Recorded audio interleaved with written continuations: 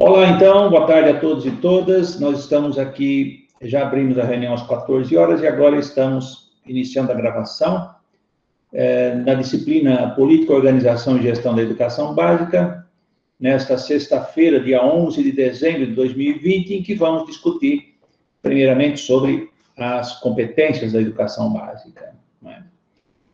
Pelo que os estudantes responderam, praticamente todos assistiram ao vídeo e leram o texto, tá? Então, acho que nós estamos bem adiantados.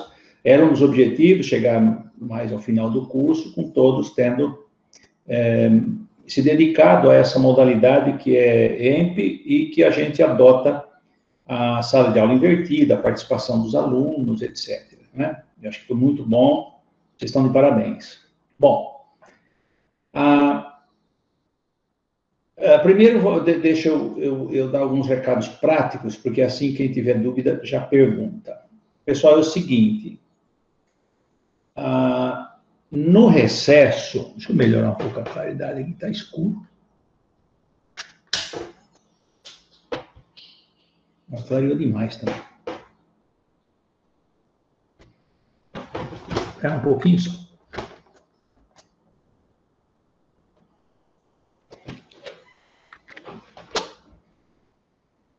Ficar a luz indireta é melhor.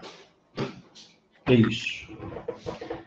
É o seguinte, pessoal, nós vamos ter um recesso que começa depois do dia 19, né? Do dia 21 ao dia de dezembro ao dia 4 de janeiro. Nesse período, eu vou fazer, primeiro, uns 2 ou 3 dias, eu vou fazer o levantamento das 3 turmas que eu tenho, como está a situação de cada um, tá? Mas já vou deixar aberto, quem tem o controle da própria situação, eu já vou deixar abertas as atividades para vocês recuperarem tudo isso, para não deixar para o início de janeiro, aproveitar o recesso, quem não fez é tempo de recuperar, tá certo? Então, eu vou deixar aberto, eu vou mandar e-mail para vocês, dizendo como está, etc. Eu pretendo mandar e-mail individual com uma síntese da situação de cada um, principalmente daqueles que têm atividades para entregar, coisas para completar e tal, como é que está a sua presença, enfim, é uma situação do estudante, tá bom? Aí, no início de janeiro, nós vamos apenas fazer recuperação, se alguém precisar fazer mais alguma avaliação, recuperação, e cobrar as atividades que computam presença, tá? Quem tiver o mínimo 75% de presença, caso não tenha ido bem nas avaliações, eu acho que não vai ter problema, mas caso não tenha ido bem nas avaliações, então fica com o conceito incompleto e no reinício das aulas pode retomar. Falando em reinício das aulas, eu recebi o calendário, eu não sei se ele já é aprovado ou a gente ainda vai ter que, eu acho que já é aprovado, para a gente retomar em 22 de fevereiro de 2021, tá? Nesta mesma forma que estamos fazendo agora, que é bloco A, bloco B e bloco C, sendo que o bloco A começa 22 de fevereiro e vai até lá pelo dia 17 de abril, se não me engano. Depois começa em maio o bloco B. E o bloco C, como nós estamos fazendo esse aqui, ele vai de 22 de fevereiro até o fim dos blocos A e B, né? Vai direto, tá certo? Se algum colega, se alguém perguntar para vocês, caso eu possa, eu pretendo oferecer no bloco C, tá? Bom, então é isso. Aula assim, de encontro via web e tal, semana que vem é a última, que nós vamos falar sobre financiamento da educação, certo?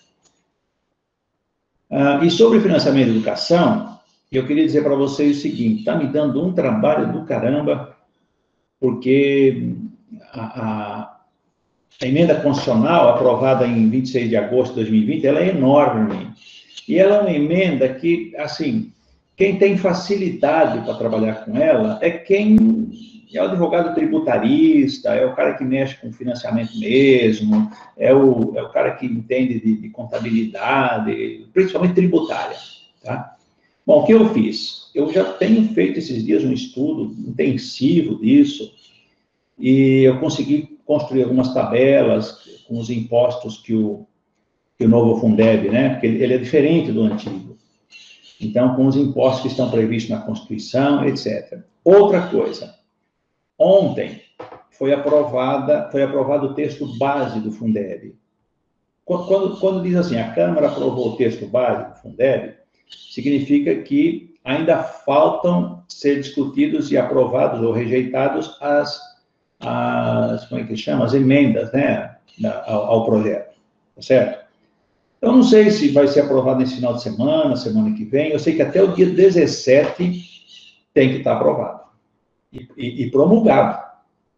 Aprovado e promulgado significa votação nas duas casas, Câmara e Senado, e promulgado por aquele que se diz presidente da República, né?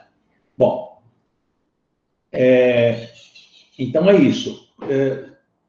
Qual vai ser a minha prática em relação a vocês, a respeito da lei do Fundeb, que é muito importante, porque é ela que financia a educação básica. Então, vocês precisam conhecer. O que eu vou fazer?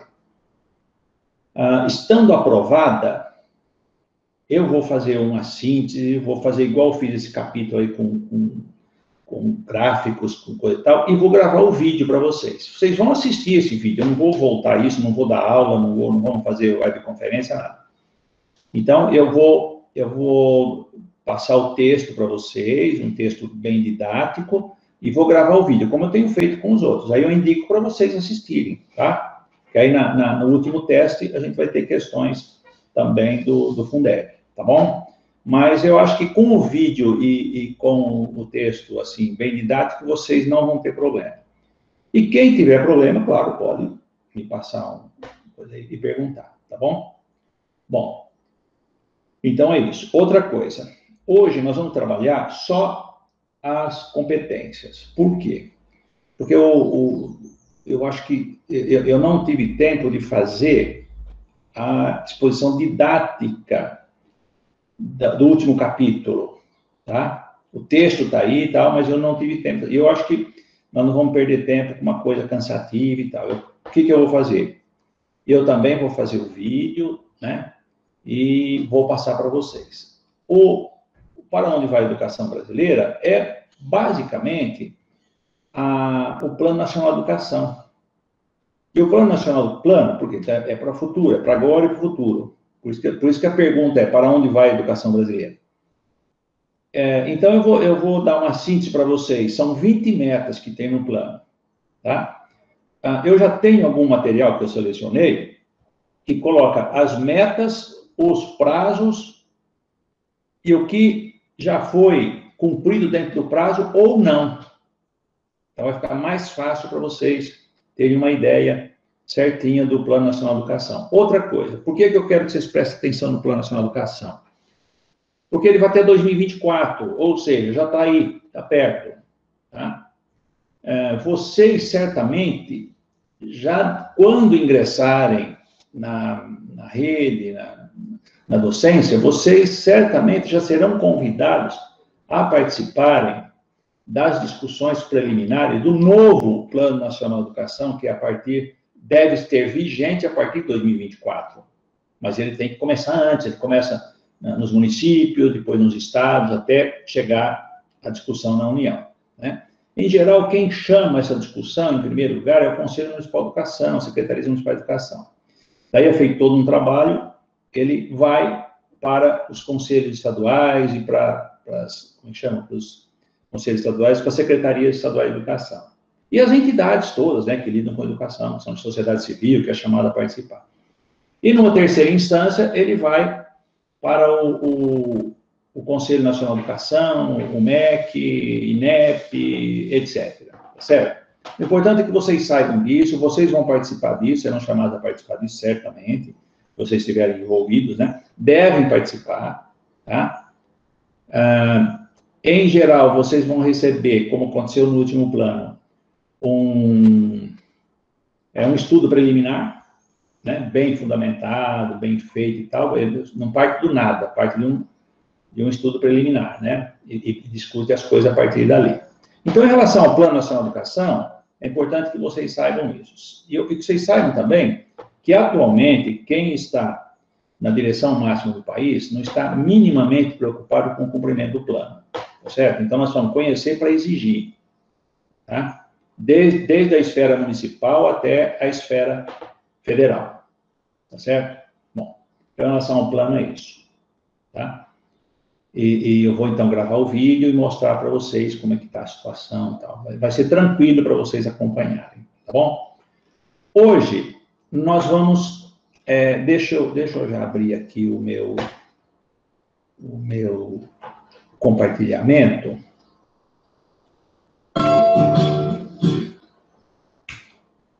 Pediram que hoje eu pus uma viola instrumental aí, né? Que é para... Um dia é MPB, outro dia é protesto mesmo, outro dia é pauleira. E tem que ter um dia também, né? De relaxar um pouco, né? Já estamos no final do... Então, deixa eu abrir aqui o PowerPoint.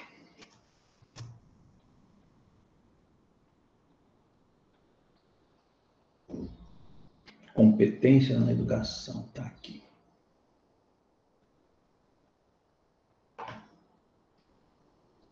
Tudo bem, agora vamos compartilhar.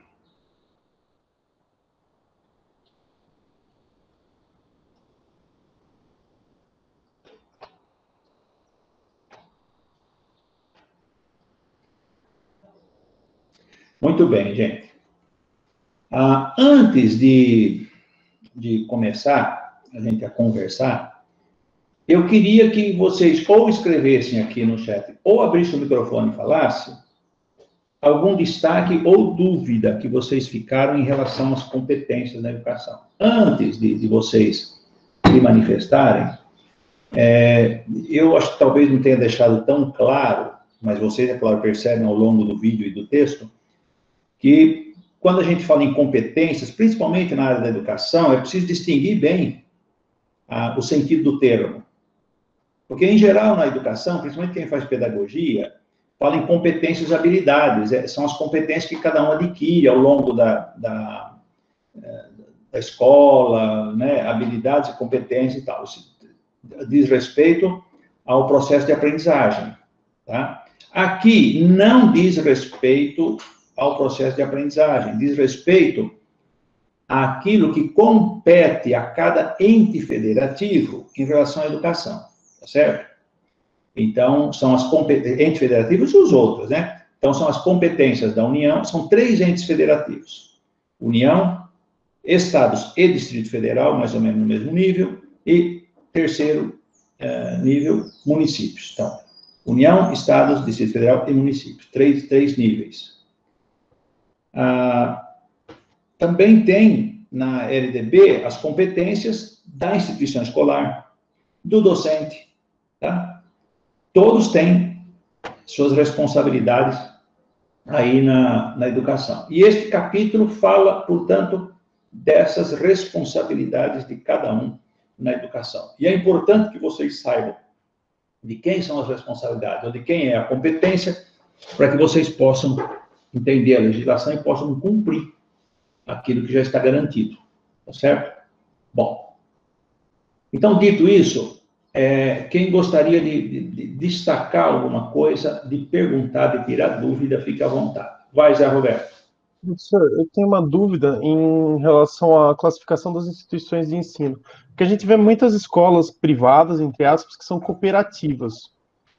E aí minha dúvida seria no sentido de que se ela é privada, mas ela, em teoria, uma cooperativa seria alguma coisa comunitária ou não? Ou eu estou confundindo nesse sentido? Olha, é assim. As privadas, na verdade, assim, não sendo públicas, estão do outro lado. Então, você teria só de um lado públicas e de outro lado as privadas e comunitárias.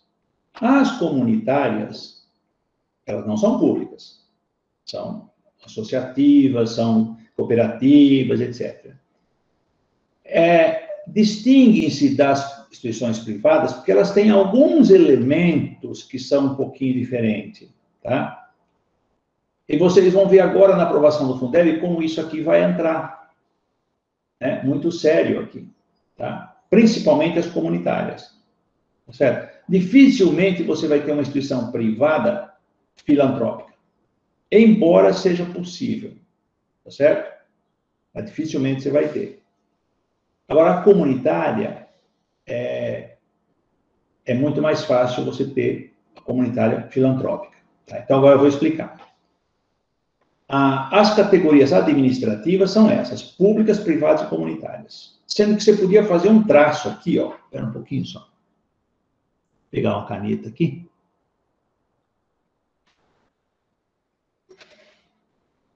Aqui. Sendo que você podia fazer um traço aqui, ó. Tá? Públicas. E para baixo, as outras que não são públicas. Certo? Por quê?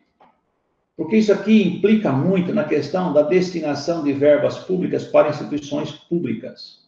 No entanto, vocês vão ver lá no financiamento da educação que a Constituição permitiu verbas para instituições privadas em situações emergenciais. Por exemplo, no ensino obrigatório especialmente. Por exemplo, você tem lá uma cidade que teve uma migração, veio bastante gente, enfim, não deu tempo, não deu condições, inclusive, da administração pública criar vagas para todo mundo.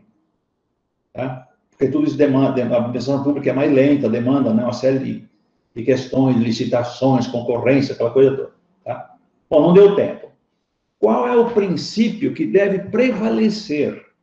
É o direito à educação, deve prevalecer. Tá? Então, neste caso, aquela cidade X que teve este problema, a instituição pública não deu conta, ela pode oferecer vagas, pagando vagas numa instituição privada mesmo, ou comunitária. Só que isso aqui só pode ser feito, ela pagar essas vagas, só pode ser feito em caráter temporário, com o compromisso de abrir as vagas públicas o mais rápido possível. Geralmente é feito um termo de ajuste de conduta com o Ministério Público que vai acompanhando essa situação, para ver se o município realmente está se empenhando em abrir as vagas, por exemplo, está fazendo licitação, está construindo escola, está contratando professores, ou está parado. Se estiver parado, está errado. Por isso que o Ministério Público, em geral, acompanha essa situação. As instituições privadas, elas podem ser, não precisam ser, tá? Ela pode ser privada, só privada, acabou. Por exemplo, Objetivo, uma instituição privada, tá? E ela pode ser confessional, ou não. Escola adventista, ela é confessional. E ela pode ser privada, simplesmente com fins lucrativos, ou ela pode ser filantrópica. Filantrópica é aquela que não tem fins lucrativos. Mas então a filantrópica não pode cobrar mensalidade? Claro que pode. O fato dela não ter fins lucrativos significa que, se houver sobra, toda sobra, não vamos falar lucro porque ela não é privada, toda sobra de caixa deve ser investido na própria instituição. Tá? E caso um dia essa instituição filantrópica venha a fechar ou falir, acontecer alguma coisa assim, os seus bens devem ser transferidos para uma instituição congênere, quer dizer, do mesmo nível. Se é uma filantrópica, então os bens têm que passar para uma instituição filantrópica, tá? Porque senão, imagina assim, a pessoa abre lá uma instituição, cria com caráter filantrópico, e a filantrópica tem impostos a menos, tem uma série de benefícios, e aí ele se enriquece, e vende essa instituição como instituição privada. Não pode. Se ela é filantrópica, quando ela é constituída, já está no contrato social, que se houver a sua dissolução, chama-se dissolução, né, o fim de uma sociedade, de uma instituição, se houver a sua dissolução, os bens devem ser transferidos para uma instituição congênere, tá? As confessionais, você tem tanto no nível da educação básica quanto no nível superior. Por exemplo, na educação básica, eu citei o exemplo da Escola Adventista, tá? Colégio São Carlos, aqui de São Carlos, que é as freiras, as Irmãs Sacramentinas, que é uma das escolas mais antigas de São Carlos. Ela foi fundada, se eu não me engano, em 1908, eu sei que é 8 ou 9, ela já é centenária.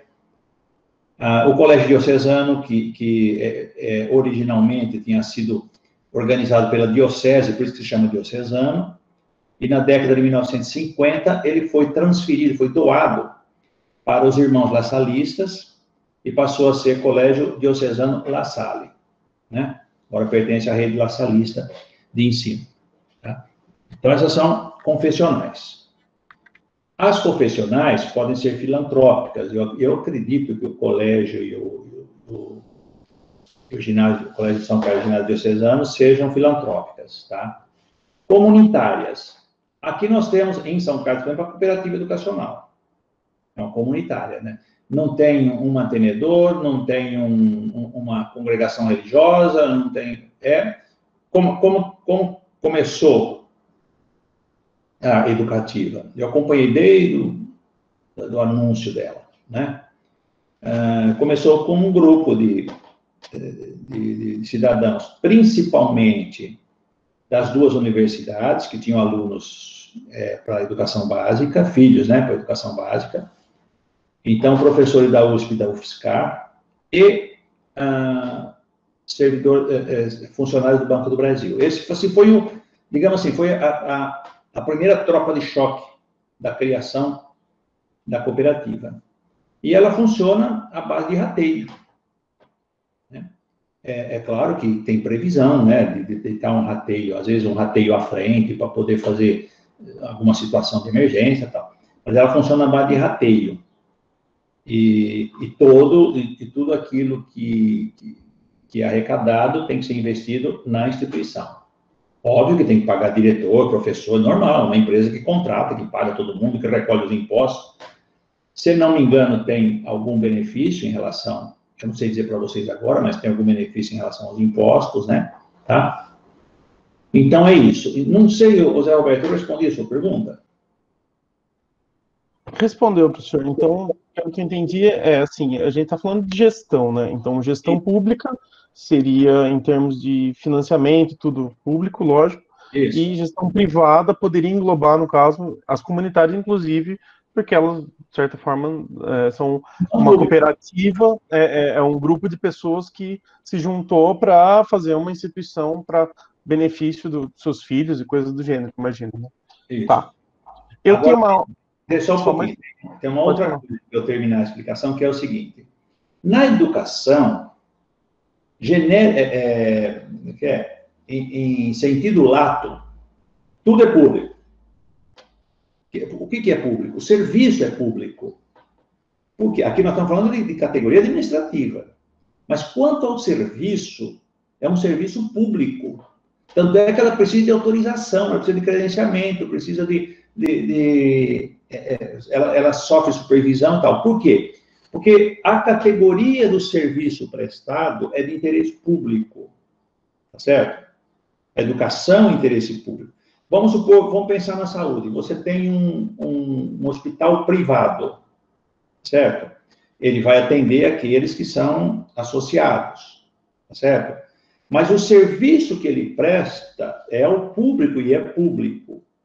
Por isso que ele se submete, no caso, por exemplo, dos hospitais, ele submete a toda uma organização, uma fiscalização, etc., pública, porque é um serviço público, certo? De interesse público. Agora, quanto à categoria administrativa, isso aqui é outra coisa. Quanto à categoria administrativa, quer dizer, quem é o mantenedor dessa instituição? Aí sim é que vem o público e o privado, certo? Pode falar, Zé Roberto. Não, minha dúvida é uma outra que também está ligada a essas categorias agora nas confessionais, porque eu trabalho num colégio que é batista, certo?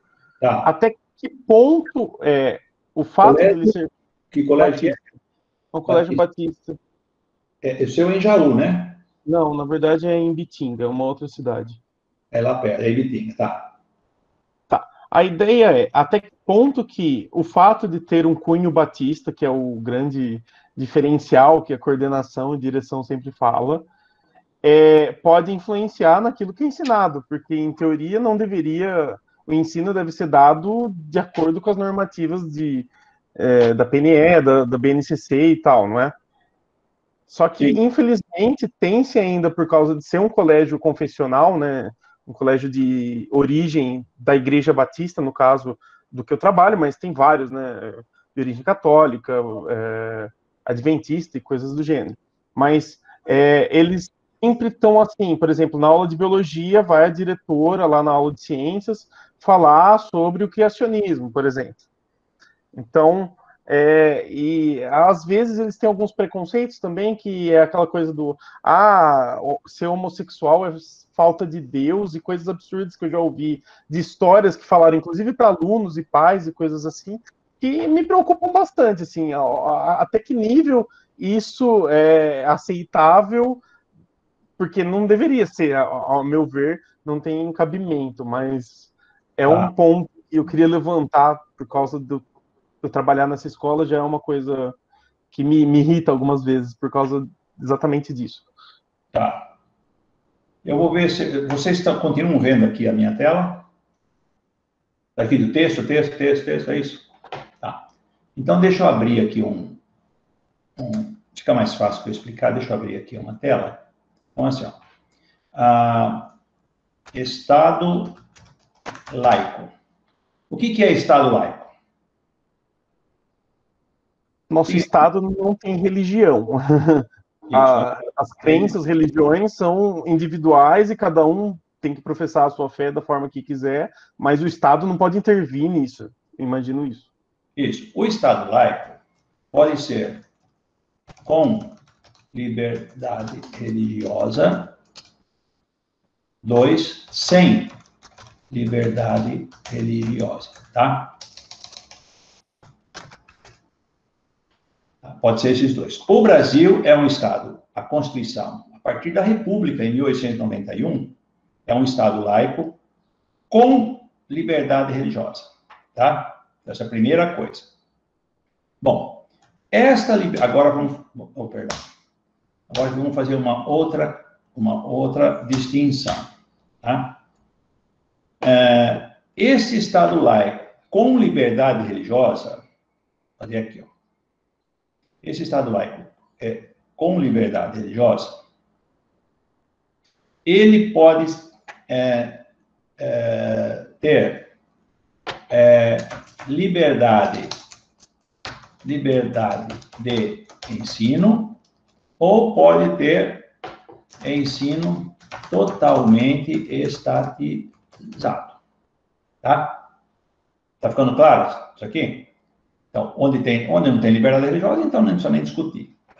Tendo liberdade religiosa, o ensino pode ser livre ou pode ser estatizado. Bom, vamos pensar num país socialista, mais radical e tal, não tem, principalmente no início da Revolução, tal, não tem a liberdade religiosa. Tá? Não tem. Com o tempo, eles vão amenizando e vão permitindo algumas manifestações, etc. Certo? Tá. Mesmo onde tem liberdade religiosa, eu não sei dizer para vocês agora com toda certeza, mas já aconteceu, por exemplo, na França, que períodos em que tinha liberdade religiosa, mas não tinha liberdade de ensino no sentido dos religiosos poderem manter uma escola confessional. Para vocês terem uma ideia, por exemplo, os lasallistas vieram... La Salle nasceu na França. João Batista La Salle fundou as primeiras escolas em Paris e nos arredores de Paris, tá? Bom, no final do século passado, começo desse século, não, perdão, final do século XIX, começo do século XX, nós estamos ficando velhos, né? Já estamos falando já do século passado. No final do século XIX, começo do século XX, houve uma supressão dessa liberdade de ensino na França. Foi por isso que, neste período, que foi, eu não lembro, acho que foi começo do século XX, neste período que os laçalistas se espalharam mais pelo mundo, porque eles não tinham mais espaço na própria França. Então, na França se permitia liberdade de culto, liberdade religiosa, de igreja, etc., mas neste período, não sei agora como está, neste período não se permitia a liberdade de associação para o ensino, como, por exemplo, ter uma escola de cunho religioso, certo? Tá. Bom, isso está explicado, essa distinção aqui, então. No Brasil, portanto, um país, um Estado laico, com liberdade religiosa e liberdade de ensino. Bom, tudo bem. Eu disse liberdade de ensino. O ensino exige o cumprimento da legislação, currículos, etc. Tá? Por exemplo, na escola pública, o ensino religioso, no ensino fundamental, ele é obrigatório para a instituição e facultativo para o aluno, correto?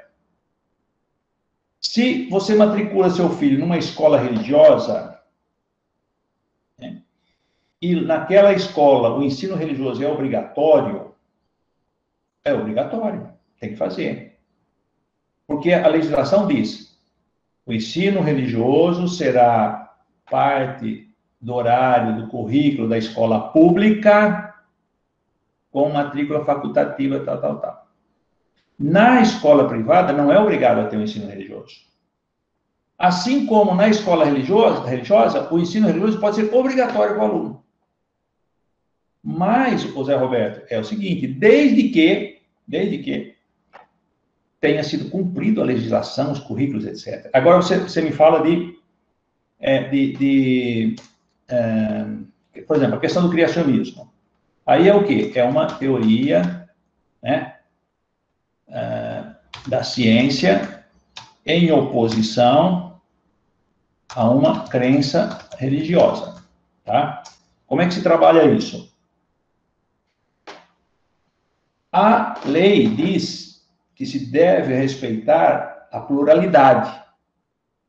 Então, uma escola, mesmo sendo religiosa, uma vez que ela é um ensino, e esse ensino é de caráter público, e ela é supervisionada, autorizada, etc., pelo setor público, tá? Ela deve expor, orientar o que o currículo manda, tá certo? E ela pode acrescentar aquilo no que ela acredita. Não é proibido. Por quê? Porque tem liberdade de ensino. Certo? Bom, aí você me fala, e o que fazer? Óbvio que os pais, quando matriculam numa escola batista, muitas vezes eles não querem que ensine para os filhos o evolucionismo, por exemplo. Então, eles não vão reclamar se a escola não ensinar. Tá? Mas e se alguém reclamar? Não, está matriculado aqui, mas ele tem que cumprir. Ele pode ensinar o criacionismo para o meu filho, mas ele tem que cumprir o currículo. Eu diria para você o seguinte, ele tem direito de reclamar. Se isso for adiante, tal, eu diria, a tendência é ser favorável ao pleito dele. Tá? Porque imagina assim, se fosse uma escola religiosa que pudesse ensinar o que quisesse, e essa religião ensinasse que tem que matar pessoa de outra cor de pele, ou dissesse que tem que matar homossexual, ou dissesse que tem que matar, e por aí vai, ela poderia fazer isso? Claro que não. Porque ela está dentro de um país e tem lei para ser respeitada. Ela pode ensinar dentro da escola pode ter um ensinamento de cunho racista? Não, porque a lei não permite. A lei não permite. Tem uma legislação para isso. Então, não é assim, porque uma escola religiosa, ela tem liberdade de fazer o que ela quer com a crença que ela tem. Existe a crença e a ciência.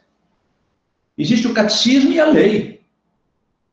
Tá? Existe o plano educacional de Dom Bosco, por exemplo, nos salesianos, eu conheço relativamente bem, e existe o Plano Nacional de Educação. Existe aqui para os laçalistas, por exemplo, o Guia das Escolas Cristãs, que foi produzido no tempo de La Salle, e existe aqui o currículo aprovado pelo Conselho Nacional de Educação. Tá certo? Então tem que cumprir esse daqui. Porque tem que cumprir, isso aqui não é brincadeira. Aí ele pode acrescentar. Isso aqui, desde que isso aqui que ele acrescentou, não esteja em contradição com princípios básicos da Constituição Federal. Tá certo? Então, por exemplo, ele cumpriu todo o currículo do Conselho Nacional de Educação.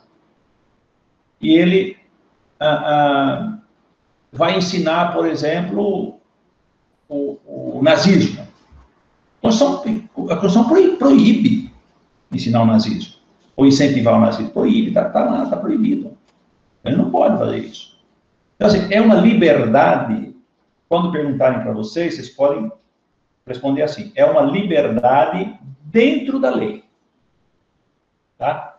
Uma liberdade dentro da lei. A lei estabelece um quadro, né, que você deve permanecer dentro dele. É dentro dele que você tem liberdade. Certo? Então é isso, Roberto. Agora, você poderia dizer, e os professores, como é que eles ficam nessa? Os professores ficam naquela, né? Segura o emprego ou protesta.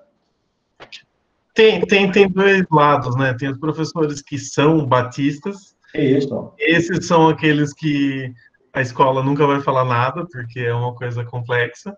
E tem os professores que ficam na deles, no caso, de onde eu faço parte, né? Porque não tem como.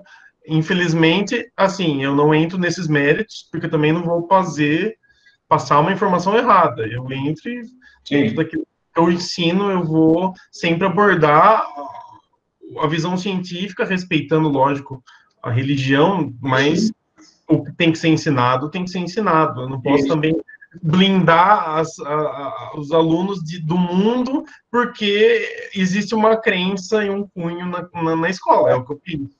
Nesse sentido... Existem, Zé Roberto, até algumas ações, eu posso até depois procurar, de pessoas que entram no Ministério Público dizendo que, como são crianças, o que a escola está fazendo é contra o Estatuto da Criança e Adolescente. Existe isso. Tá? E é possível que o promotor, se ele for proativo, ele vai entrar em contato com a escola e vai mostrar que ela não pode fazer isso. Tá? Deixa eu ver aqui no... Leonardo, eu também tinha essa dúvida, Zé Roberto. Laís, nós não sabia que tinha Estado laico sem liberdade religiosa. Sim, isso existe bastante. Não sabia que tinha...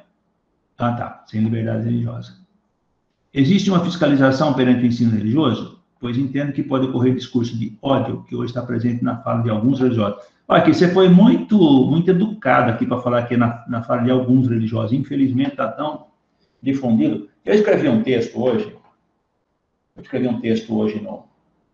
no meu Face, exatamente sobre isso. É que a gente vai preparando as coisas e tal, e vai se inspirando também, né?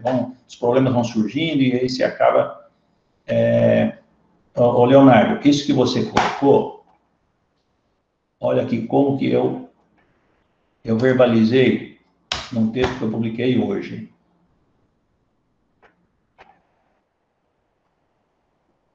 Vocês estão vendo o Facebook aí? Então, deixa eu ver aqui. Deixa eu achar aqui o João Virgílio aqui. Eu tenho dificuldade de me achar aqui, esse que é um problema. Tem que pegar um negócio desse. Agora eu vou aqui, aí ele vai para a minha...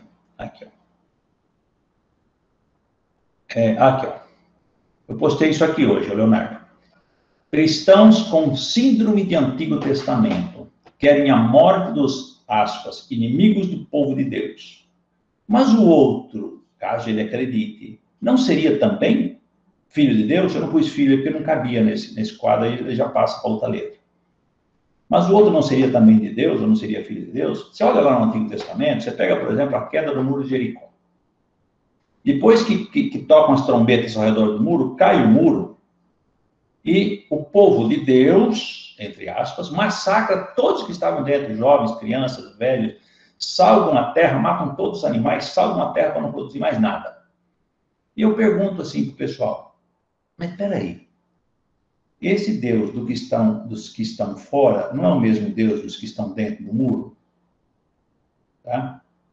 Mas é que naquela mentalidade do Antigo Testamento tinha essa coisa de povo de Deus, de inimigo do povo de Deus, de um Deus guerreiro, etc, etc. Aí eu escrevi, o Leonardo, isso aqui, ó. É nesse aqui que eu escrevi, cadê o comentário? Aqui, ó. Eu escrevi assim, ó.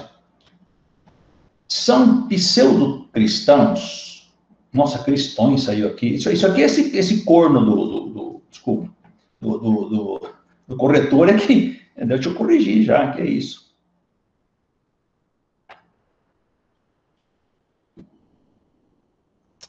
Pseudo-cristãos. Pseudo-cristãos.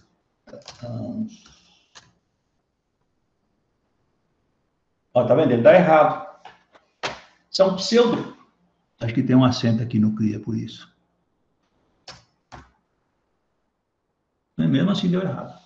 E não é por causa da união, não. São pseudo-cristãos, muitos são catolicões. Alguém sugeriu embaixo que eu devia colocar catolicães. Mas não, eu fui mais educado. Catolicões. Chegam a liderar movimentos de igreja, mas têm um coração duro, empedernido, cheio de ódio, rancor, desejo de violência, que se justifica numa leitura equivocada do Antigo Testamento, porque eu estudei o Antigo Testamento, e numa cegueira total para o Novo Testamento. Eu digo isso como teólogo, estudioso da Bíblia e professor de História de Israel Bíblico há muitos anos. É muito comum que esses catolicões tentem justificar seu ódio de classe. Esse ódio de classe é o ódio pelo Boulos, é o ódio pelo Lula e por todos aqueles que... Né, justificar seu ódio de classe, seu ódio pelos pobres e contra todos os que se posicionam na luta pelos direitos dos excluídos, como se fosse um zelo contra o pecado e um clamor de justiça. Pura hipocrisia. Não passa de legitimação de um coração de pedra numa antiga visão apologética de igreja que dizia que fora da igreja não haveria salvação. Uma atitude tantas vezes condenadas por Jesus Cristo. Olha, ficou um S aí também, né? Tirar esse S aí. Eu já salvei? Acho que não, dá para tirar. Que esses mesmos cristãos, entre aspas, não teriam dúvida em crucificar novamente. Mas há esperança. Padre Júlio Lancelotti recebeu o prêmio, ontem, o prêmio Dom Paulo Evaristo Arnes dos Direitos Humanos, em que teve cerca de 15 mil das 16 mil indicações para o prêmio. Quer dizer, praticamente unanimidade. É um prêmio que, eu não sei se é da Secretaria da Justiça do Estado ou se é da Prefeitura de São Paulo, cidade de São Paulo. Ele teve essa vitória, o Padre Júlio, contra pessoas do tipo candidato a prefeito de São Paulo, que tem o apelido de mamãe, caguei, não, era mamãe falei, né? Pronto, mamãe falei, mas eu acho que o que ele falou é isso aí.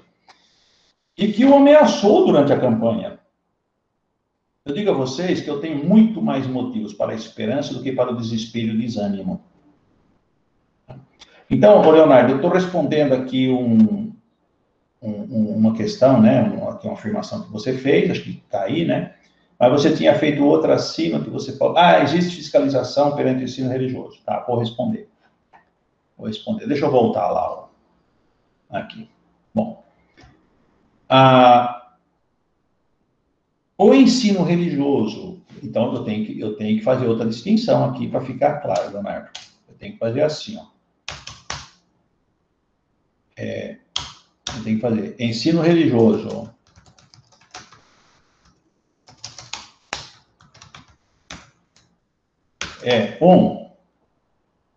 na escola pública ou ensino religioso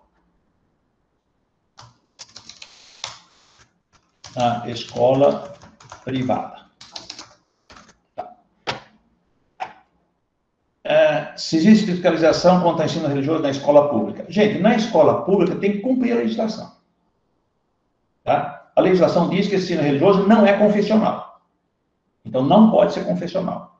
Não pode ser um ensino religioso da religião católica, da religião batista, da religião adventista, etc. Não pode.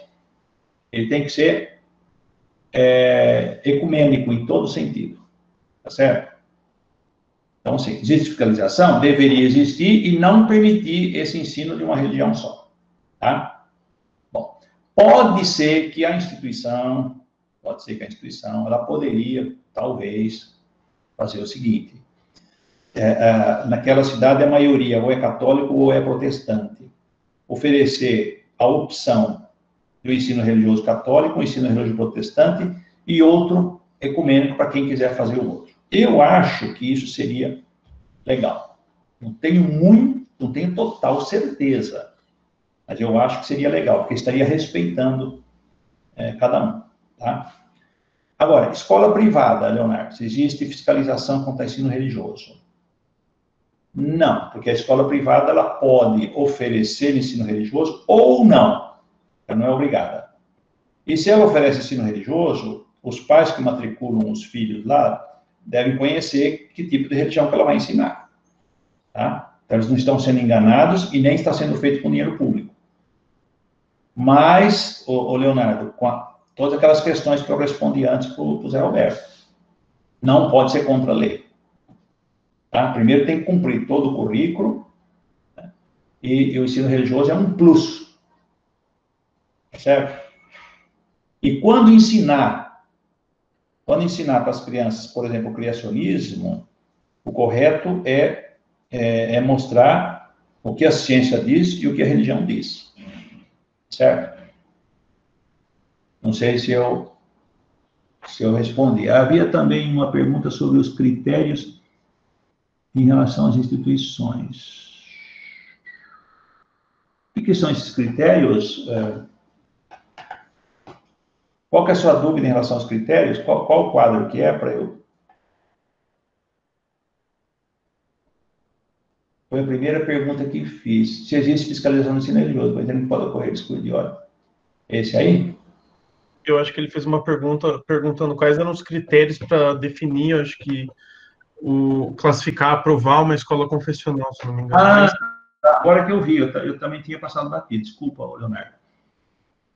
Quais seriam os critérios para classificar e aprovar escolas confessionais? Pois são ditos de orientação confessional, porém, conheço algumas dessas católicas, todas católicas. Não são todas católicas, não. O Zé Roberto já deu o exemplo de uma escola batista.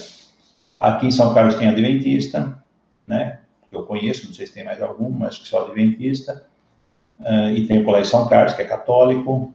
Em Piracicaba tem o Unimep, e também o ensino médio da Unimep, que é presbiteriano, tá? Metodista lá, né? Presbiteriano é o Mackenzie. Então, tem sim, tem outros. Agora, você fala, quais são os critérios para classificar e aprovar escolas confessionais? Bom, a pessoa que abriu uma escola, uma instituição, que abriu uma escola, tá? Como existe na Constituição liberdade de ensino, ela pode abrir, cumprindo tudo que a legislação exige. Certo? Então, ela tem que cumprir tudo, todos os requisitos da educação. Quais são os requisitos? Você tem questões de currículo, você tem a LDB, tá? Você tem as leis trabalhistas, que é em relação aos seus professores, aos seus funcionários. Então, ela pode, ela tem que criar todas as condições, obedecer todas as normas, ter o espaço adequado, esse espaço pode ser fiscalizado para ver se ele é adequado, se ele está cumprindo a legislação, por exemplo, a questão da inclusão, da acessibilidade, etc., etc., tem que estar tudo de acordo com a legislação. Então, os critérios são, cumpre o que está na legislação. E, depois de aberta e funcionando, respeite a legislação. Basicamente é isso. E aqui, em relação a se são todas católicas, não. Eu já dei exemplo aqui para você, né, que existem inúmeras outras, né, de outras religiões. Tá bom? Ficou claro, Leonardo? Fui lá no fim do chat agora. Então, tá ótimo. Então, tudo bem. Aqui no chat não tem mais nenhuma pergunta. Alguém mais quer fazer um esclarecimento, tirar alguma dúvida?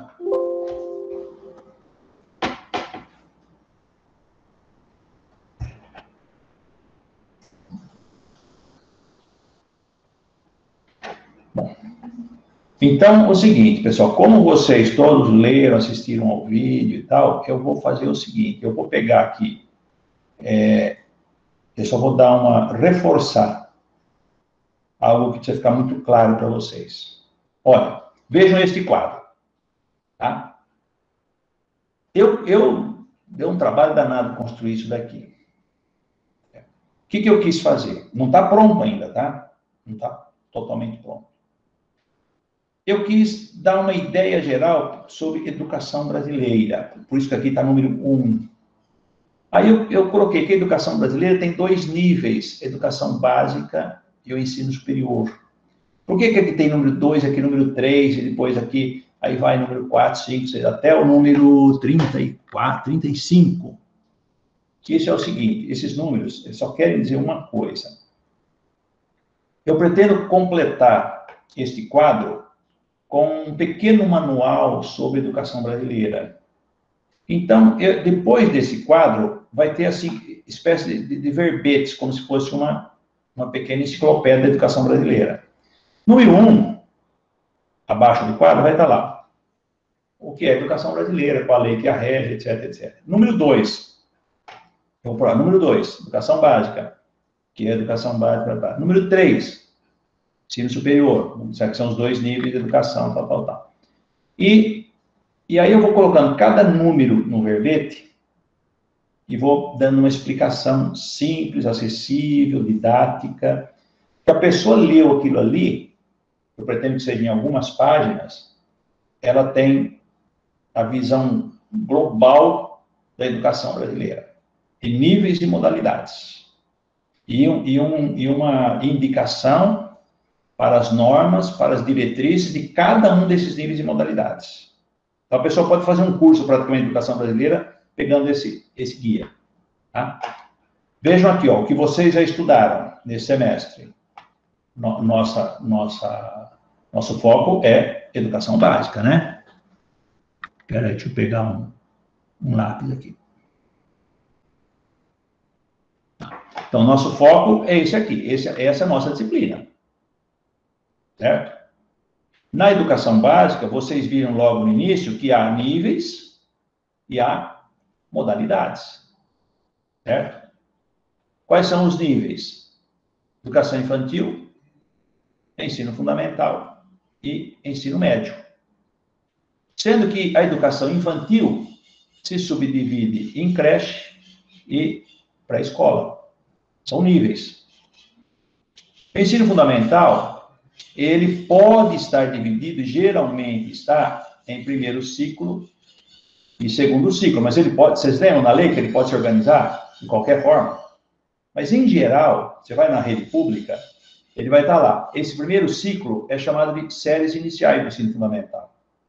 E esse segundo ciclo, em geral, é chamado de séries finais do ensino fundamental. Tá? Aí vocês estudaram também modalidades como, bom, primeiro o ensino regular, é aquele que é para todo mundo, né? Mas pode ser a educação de jovens e adultos para aqueles que não a tiveram na idade própria, isso é uma modalidade. Que pode ser ensino fundamental, não vai ter pré-escola do EJA, né? Mas pode ser ensino fundamental ou ensino médio. E no ensino fundamental pode ser das séries iniciais, alfabetização, etc., ou pode ser das séries finais, tá? O EJA. Também vocês viram que a gente tem como modalidade educação especial, todas as normas de educação especial. Vocês viram que a gente tem, né, a diretriz para a educação escolar indígena, para a educação no campo, com suas peculiaridades, etc., para a educação nas comunidades quilombolas. Além disso, é possível ter uma educação profissional concomitante ou subsequente né, ao ensino médio. E no caso da EJA, pode ser também o ensino fundamental, porque eles já são adultos, se forem adultos, né? Tá? Além disso, como modalidade, aqui tem outras modalidades que eu ainda posso acrescentar, que é educação em situação de itinerância, etc. Além disso, esse ensino pode ser presencial ou pode ser à distância. Mas vocês viram que na educação básica, a regra é presencial, educação presencial. Pode ser à distância em situações que isso exija, vocês viram lá, né, as situações. Como, por exemplo, é a situação de pandemia que nós estamos vivendo hoje, tá certo? Bom, depois não é fruto, não é objeto do nosso estudo, mas aí você tem um nível superior, tá? Nível de educação básica, nível de educação superior. Na educação superior, você tem 2 níveis, graduação e pós-graduação. E tem as modalidades. Perdão, nível ainda. Você tem aqui, na pós-graduação, o lato sensu, que é a especialização, geralmente é 360 horas, chamada de especialização, ou pós-graduação lato sensu. E tem a pós-graduação estricto sensu, que se divide no nível mestrado e doutorado. Tá? Sendo que o mestrado pode ser, aqui é modalidade, não é nível, pode ser na modalidade acadêmica e pode ser na modalidade profissional.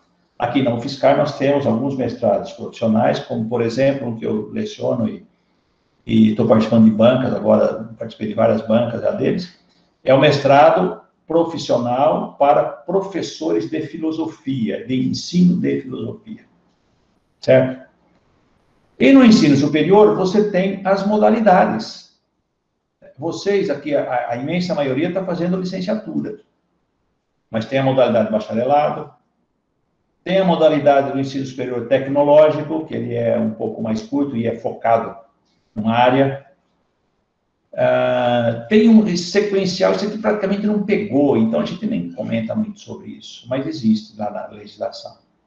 E também ele pode ser presencial e pode ser à distância. Aqui no ensino superior já existe mais liberdade de ter a modalidade presencial à distância. Alguns cursos ele não permitem, porque as suas associações são muito, muito fortes, como, por exemplo, o direito, ele não permite o curso à distância. Mas a pedagogia, a administração, psicologia, tal, muitos cursos já são oferecidos à distância, tá certo? Tá.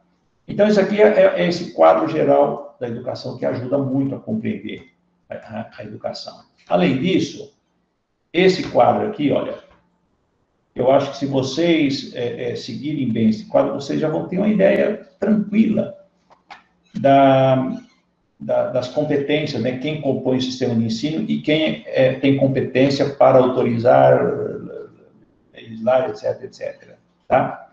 Antes disso, deixa eu voltar a um quadro aqui que é importante, que é o seguinte, que é esse aqui, não. Que é esse aqui, ó, esse primeiro, que diz que o artigo 211 da Constituição Federal, o caput é aquela primeira parte do artigo que vem logo após do número, artigo 211, já vem um negócio escrito ali, o caput, e depois tem incisos, parágrafo e tal. Então, no caput do artigo 211 diz assim, que a educação brasileira será organizada em regime de colaboração. Por isso que eu fiz aqui de forma circular, ó, forma circular. Não é de forma hierárquica, piramidal, não. É circular. Colaboração entre quem? Entre União, Estados e Distrito Federal e os municípios. Na legislação brasileira, na Constituição, há três níveis chamados de entes federativos. O primeiro é a União, é um ente federativo que abrange as 27 unidades da federação. Aí, no segundo nível, estão como entes federativos os estados e o Distrito Federal. E no terceiro nível federativo estão os municípios. Cada um desses níveis pode ter sua organização própria da educação, seu sistema próprio. Tá certo? Tá. E eles não estão subordinados à União em termos de sistema de ensino. Eles estão subordinados à lei federal, isso sim. Aí nós estamos falando de legislação, é outra coisa. Tá? São subordinados, cada um à lei federal, lei estadual, lei municipal. Certo? O município não pode fazer uma lei de educação que seja contrária à LDB. A LDB é federal. Tá? Mas o município, ele não precisa do palpite do ministro da Educação para organizar, por exemplo, seu calendário escolar. Ele tem autonomia. Ele tem que respeitar a legislação. Quantos dias que tem que ter o calendário, quantas horas, tem que respeitar. Que matérias ele tem que ensinar, tem que respeitar, porque isso é da legislação. Tá? Mas não pode o ministro da Educação dar pitaco na organização do sistema municipal de educação. Não pode o governador do estado dar pitaco, também não pode. Tá? Assim como o ministro não pode dar pitaco na Secretaria Estadual de Educação. A Secretaria Estadual de Educação organiza seu sistema de ensino de forma autônoma. E em regime de colaboração, por exemplo, o Fundeb, né, que repassa de estados da União, para estados, municípios, tal, tudo está dentro do regime de colaboração. A legislação diz, vocês viram lá, a responsabilidade da União, por exemplo, em dar suporte financeiro e pedagógico e técnico para as instituições. Isso é responsabilidade dele, certo? Mas isso não significa que ele determine o que tem que ser feito no nível inferior. Inferior não, perdão. Apague o que eu falei. No outro sistema de ensino, no outro nível federativo. Tá? Então, isso tem que ficar bem claro. Aí, eu coloquei para vocês, então, quais são os sistemas. O sistema, no caso da educação, ele está nos 3 níveis. O federal, que é a União, os estaduais, ou o Distrito Federal, e o municipal. O municipal pode ter ou não ter seu próprio sistema de ensino. Ele pode ter ou ele pode compor com o Estado um único sistema de ensino. Ou ele pode fazer um convênio com o Estado para adotar aquilo que o Estado está fazendo.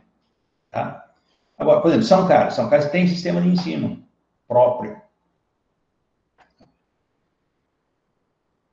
Aqui nós já comentamos.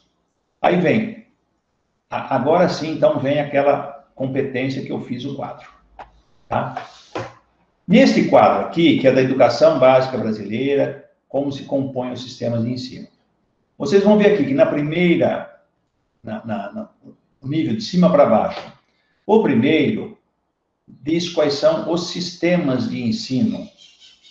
Tá? Eles podem ser municipais, podem ser estaduais, tá? Sistemas.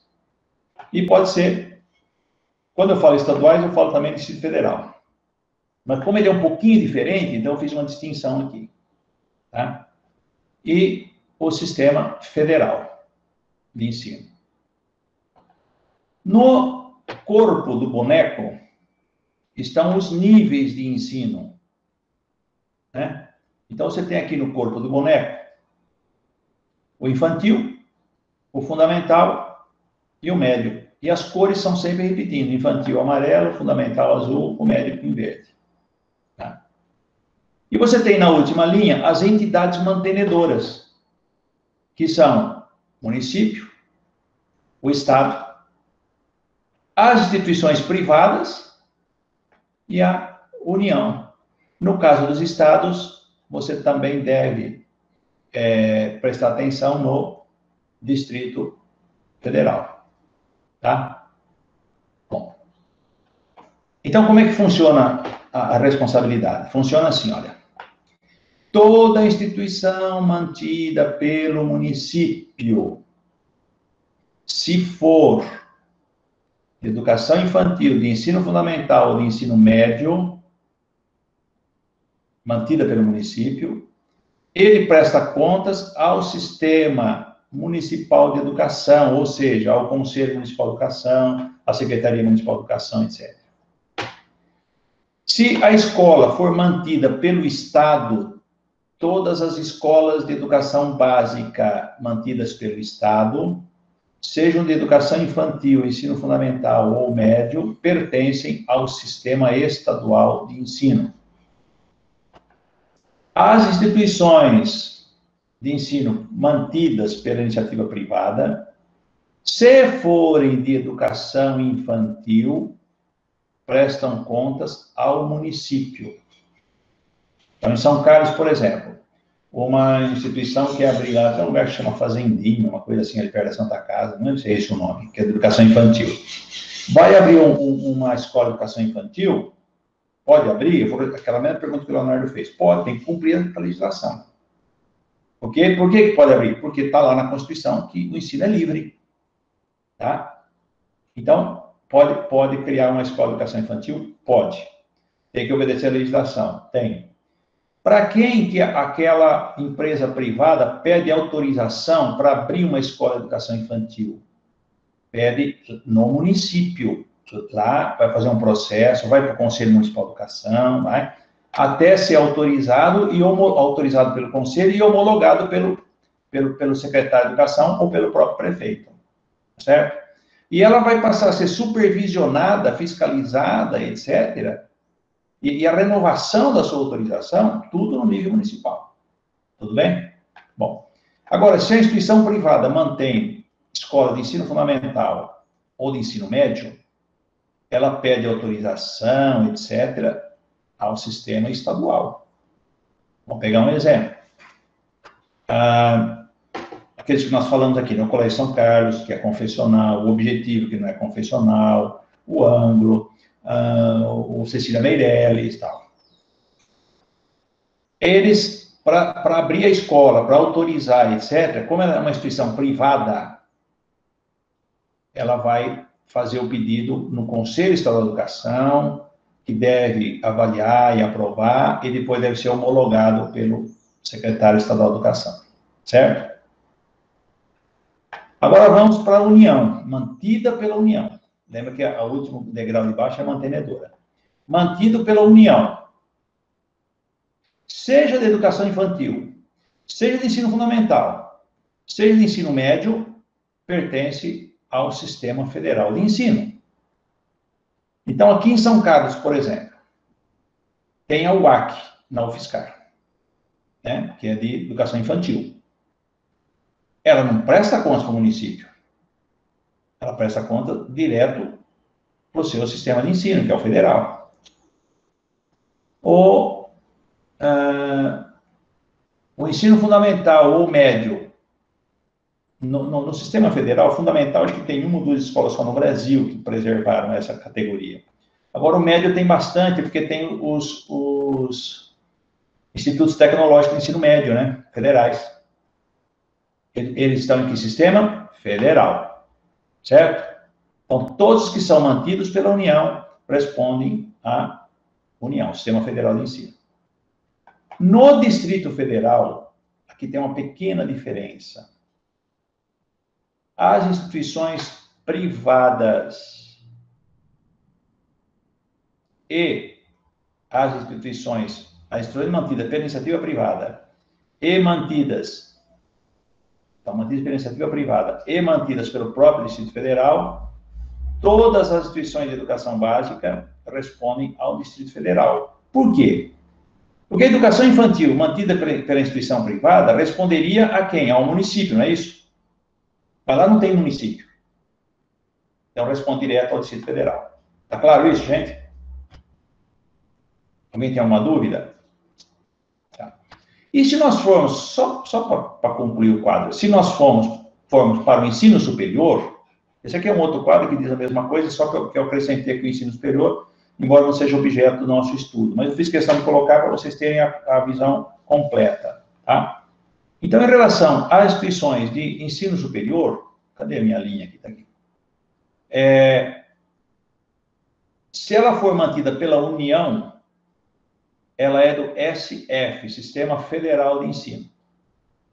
Tá? Por exemplo, a UFSCar. É ensino superior mantido pelo governo federal. Portanto, ela é do Sistema Federal de Ensino. Quem dá as normas, as portarias e tal, é o Ministério da Educação, é o Conselho Nacional de Educação e tal. Tem portaria que não vale nada, né? A gente luta para revogar logo em seguida porque ela é inconstitucional, mas é ele que tem que emitir. Mesmo que seja inconstitucional, e depois derruba. Tá? Não vai, por exemplo, o secretário de Educação de São Paulo emitir uma portaria para o fiscal. Aí nós vamos dar risada ali, né? Daqui até aqui, mais ou menos. Não tem nada a ver. Bom, diferente, pessoal, diferente essa questão da pandemia. Se o governo do estado disser que estamos na fase amarela ou na fase vermelha e não pode abrir escola, é outra história isso, tá? Isso aí é uma coisa de vigilância pública, de saúde, de organização do estado, de costumes, etc. É outra coisa, não tem nada a ver com o sistema de ensino. É uma proteção sobre a contaminação. Se a instituição de ensino superior for mantida, cadê minha linha? Achei. For mantida pelo Estado ou pelo Distrito Federal, ela vai responder ao sistema estadual ou sistema distrital de educação. Se a instituição de ensino superior for mantida pelo município, ela não vai responder ao sistema municipal, ela vai responder a quem? Ao sistema estadual. A de ensino superior. Então, por exemplo, acho que lá em Bebedouro tem lá o IMESB, Instituto Municipal de Ensino Superior de Bebedouro. É mantida, é uma fundação municipal, etc. Ela responde ao sistema estadual de educação, não ao federal. Tá? Aí vamos para os particulares. No ensino superior, a instituição privada, aqui, ó, particular, instituição privada, que mantém ensino superior, ela responde ao sistema federal de ensino. Por exemplo, Unicef em São Carlos, Uniara em Araraquara, para pedir autorização de curso, credenciamento do centro, revalidação de autorização de curso, como chama, não é credenciamento, é outra coisa, reconhecimento do curso, renovação do reconhecimento, tudo ele vai pedir ao INEP, ao Conselho Nacional de Educação, tá? Então, e isso é questão da competência. E tem aqui um detalhe, que no Distrito Federal, obviamente, né, a educação infantil, aquilo que a gente explicou lá atrás, tá? Mesmo que seja particular, como é aqui o caso, ela vai responder ao Distrito Federal, porque lá não há municípios. Tá? E aí eu completei esse quadro aqui, gente, dizendo o seguinte, ó. A Constituição Federal, no seu artigo 22, diz que compete privativamente à União legislar sobre. Está lá no inciso 24, tem 23 antes desse, sobre o que ela pode legislar, a União. Compete a ela privativamente, não é que ela pode legislar, compete a ela privativamente, ou seja, só ela pode legislar. Sob diretriz e base da educação nacional, é o inciso 24. Tá? Então, por exemplo, a Câmara de Vereadores de São Carlos pode ter um monte de evangélico e resolve legislar dizendo que não vai poder ensinar questões de gênero e educação sexual na escola? Não é competência dele. O vereador pode invadir a escola, rasgar cartaz e dizer que não pode ensinar aquilo? Não. Hipótese alguma. Hipótese alguma. Por quê? Porque a quem compete legislar sobre diretriz e base é a União. Não pode usurpar o direito. Se ele quiser legislar, já aconteceu isso, pessoal, de legislar. Aconteceu. Ou porque o jurídico da Câmara é muito ruim, ou porque eles são teimosos. Né? Por exemplo, houve legislações recentes para instituir escolas sem partido no Estado ou nos municípios, em alguns municípios do Brasil. Aí, entidades entraram no STF, e o STF declarou inconstitucional. Não compete a você, lá do Estado ou do município, legislar sobre o currículo. Tá certo? E depois também, até pelo fato de ter liberdade de ensinar e aprender, liberdade de ideias pedagógicas, etc., e ter autonomia, vocês viram ali quantas palavras de autonomia tem no texto? De ter autonomia, não pode ficar metendo o bedelho lá. essa autonomia tem que cumprir uma legislação nacional, mas dentro daquele quadro, vou repetir, gente, olha, dentro deste quadro da legislação, das diretrizes, dos órgãos competentes, dentro deste quadro existe autonomia. Não pode um de fora vir lá e chutar o pau da barraca. Certo? Bom, aqui na parte de baixo eu coloquei aqui, ó, além disso, cada ente federativo é responsável pelos seus órgãos e conselhos. Porque, assim, além da educação, dos níveis de educação, cada ente federativo tem seus órgãos e conselhos. Por exemplo, o Sistema Federal tem Conselho Nacional de Educação, tem o MEC, tem o INEP, tem a CAPES, do ensino superior, tá? Estadual também tem seus órgãos e conselhos, tem o Conselho Estadual de Educação, tem a Secretaria Estadual de Educação, aí tem órgãos de pesquisa, órgãos de financiamento de pesquisa, como é a FAPESP, no estado de São Paulo, etc. O município também tem seus órgãos e conselhos, tem o Conselho Municipal de Educação, se tiver sistema próprio, tem o Conselho Municipal de Educação, tem a Secretaria Municipal de Educação, ele pode ter um setor de transporte, um de merenda, tudo, né, no município. E é claro que ele é responsável pelos órgãos e conselhos do seu próprio sistema de ensino. Tá? E, por fim, eu quero colocar aqui o seguinte: é preciso distinguir políticas, projetos, programas de normas. Tá? As normas são votadas no legislativo, no caso federal, em duas câmaras, né, o Senado e a Câmara, na Assembleia Legislativa dos Estados, na Assembleia Distrital lá no Distrito Federal, nas câmaras de vereadores, nos municípios, dentro do que é competência deles, sempre pensar nisso. Então, por que eu fiz questão de colocar isso aqui? Porque as normas, por exemplo, teve eleição para prefeito, mudou o prefeito. Mudaram as normas todas, calma. As normas continuam vigentes, não é porque mudou o prefeito, acaba as normas. Tá? O que pode mudar são políticas, projetos, programas de governo, isso pode mudar. Mas ele não pode acabar com um programa que está cumprindo uma norma. Por exemplo, ele tem que pôr outro lugar. Vamos supor, você tem um programa de merenda escolar que está organizado de determinada forma. Por exemplo, a merenda escolar está organizada assim, preferencialmente comprar os produtos dos assentamentos e agricultura familiar, produtos orgânicos, etc. Tá? Isso pode ser um programa de governo municipal. Quando muda o governo, ele pode falar, eu não quero mais, eu não vou comprar desse pessoal, eu vou fazer compra mais em atacado, vai ficar mais barato, etc, etc, tal. Se ele respeitar a norma de cumprir a obrigação da merenda escolar, ele pode mudar o programa. Ele não pode acabar com o programa e não pôr outro lugar.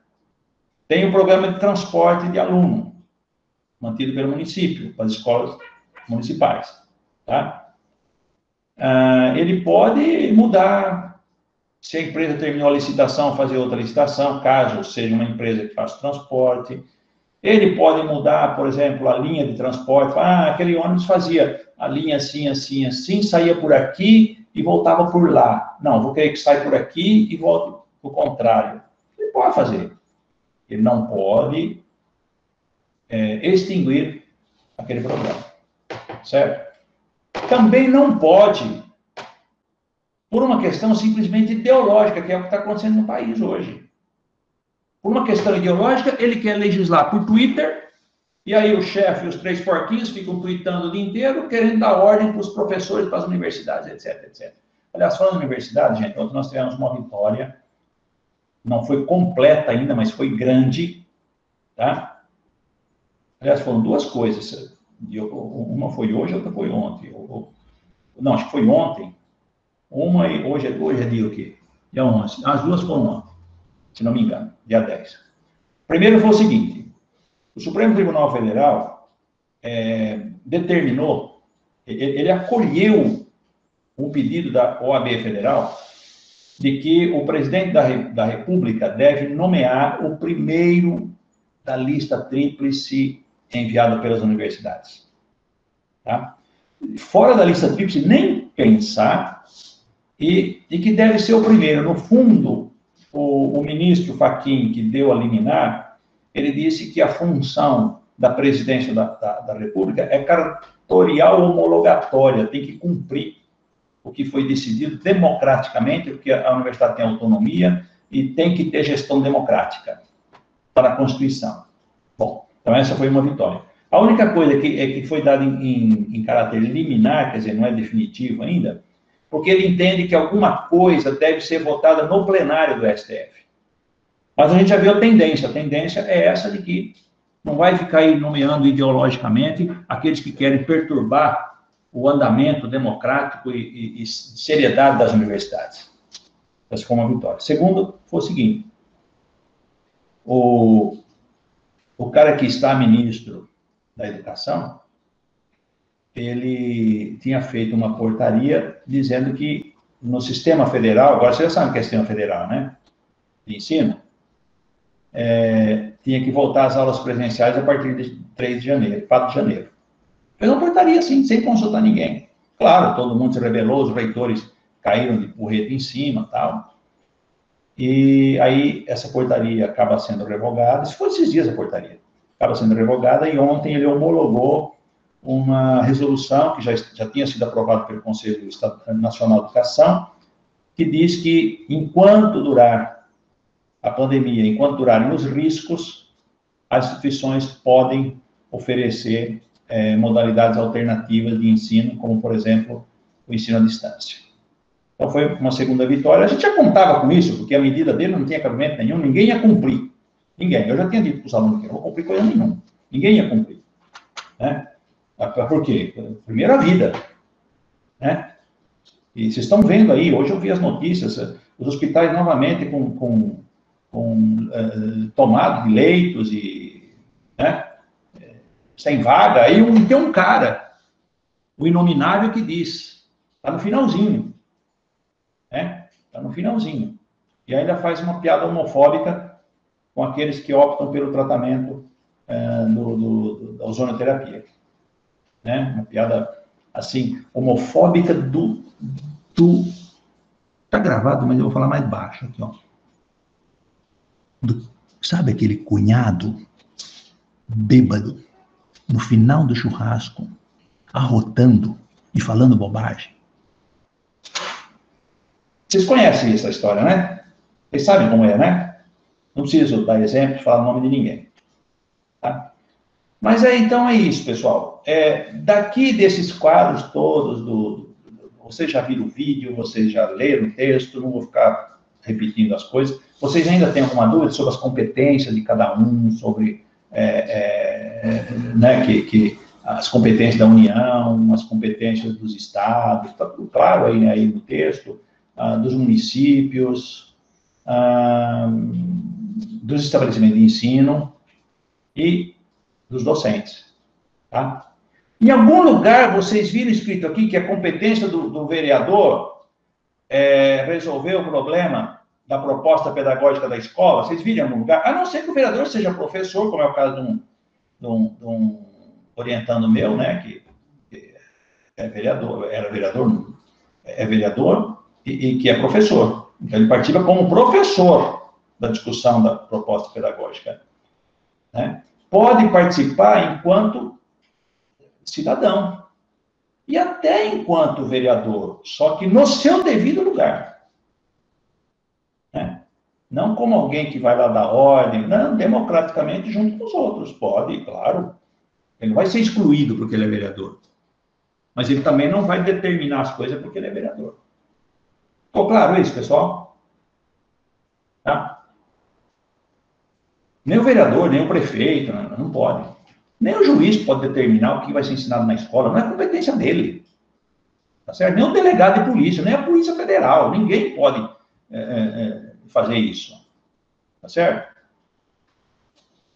E também a competência aí dos docentes, né? Competência, responsabilidade, essa questão da recuperação de alunos, né? A preocupação com a aprendizagem, a a ligação com a comunidade, tudo isso faz parte, cumprir seu plano de trabalho. Né? Então, tem responsabilidades, tem tudo isso. Tá certo? Bom, gente, eu acho que é isso aí. Vocês têm alguma dúvida?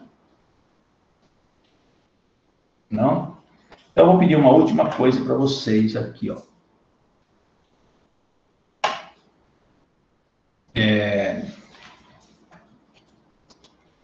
Eu vou perguntar para vocês aqui, deixa eu ver. Perguntar alguma coisa aqui. Para vocês responderem sim ou não, para eu anotar aqui as presenças. Oi, Letícia. A Letícia, eu não falei com ela, né? Chegou depois, né? Tudo bem? Quem mais que eu não conversei? Deixa eu pegar a listinha aqui de novo. Eu vou conferir pela lista aqui, ó. Pela lista que está aqui, ó. Aqui. Vamos ver aqui. Então, aqui está o Alessandro, está o Fernando, eu já marquei. Está a Giovana. Não, peraí. A Giovana, José Roberto, a Júlia, a Laís, o Leonardo, a Letícia, que eu não tinha marcado ainda, a Luana, já marquei, e o Lucas, que eu não tinha marcado ainda. Oi, Lucas, tudo bem?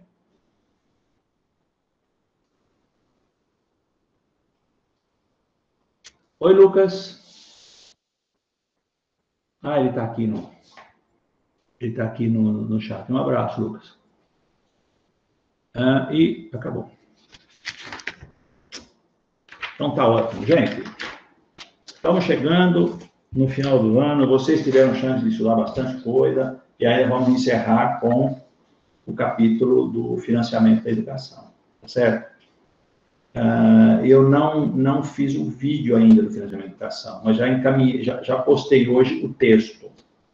Vou pedir para vocês, pelo menos, dar uma lida no texto. Se der tempo de eu fazer um vídeo, porque a mudança foi muito em cima, e ainda estão discutindo lá o Fundeb, que talvez possa mudar alguma coisa aí na minha apresentação. Então, eu posso até tentar fazer um vídeo ou uma explicação mais sucinta e tal, e eu comunico vocês se eu publicar o vídeo, tá bom? E depois, lá na outra semana, nos recessos, aí cada um recupera a sua vida aí no sistema. Tá legal? Muito bem, gente. Então, um abraço para vocês, um bom final. Aqui está chovendo, né? Felizmente. Pouco, mas tá. Um bom final de semana para vocês. Não se aglomerem. Como diz o mineiro, eu recebi um vídeo dos mineiros aí, né? Como é que tem que dar o recado. Não faz montoeira, gente. Fica dentro de casa, né? Dentro de casa, não faz montoeira, porque a coisa está feia. Esse é o... se tiver mineiro aqui, depois pode completar aí o vocabulário. Obrigado, professor. Obrigado, gente. Um abraço para vocês. Tá? Tchau, professor. Boa semana. Tchau, Letícia. Tchau, professor. Valeu. Boa semana. Tchau, Giovana.